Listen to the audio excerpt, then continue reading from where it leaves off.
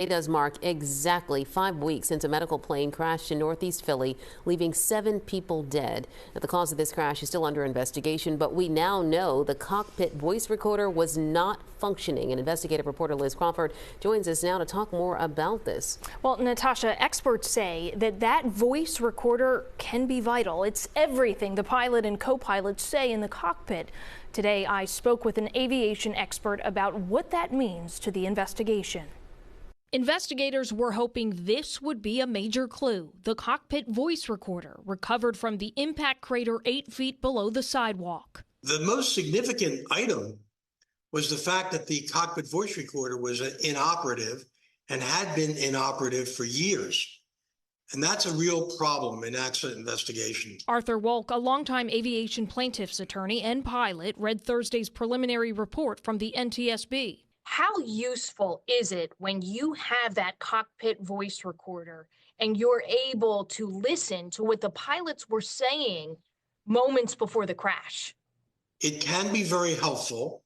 Likewise, with a crash that occurred this quickly after takeoff, often all you hear is a grunt or an oh wow or some other remark like that, because there isn't enough time from the onset of the problem to the crash to really record very much. It's unclear whether this plane was required to have a functioning cockpit voice recorder.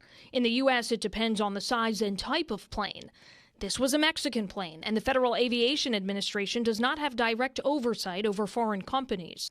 Instead, it relies on other countries' application of standards from a group called the International Civil Aviation Organization, or ICAO. This airplane was obliterated. And so the problem with accidents like this is you literally have to look at a little piece of something and assume that little piece is telling you useful information. Wolk says investigators will likely be left with 2 ways to find evidence: plane maintenance records from Mexican authorities and the wreckage from the crash. Is it possible we might never know what caused this crash in Philadelphia? Yeah, and the NTSB would then say loss of control for undetermined reasons. Now, the NTSB has 12 to 24 months from the time of the crash to release its final report.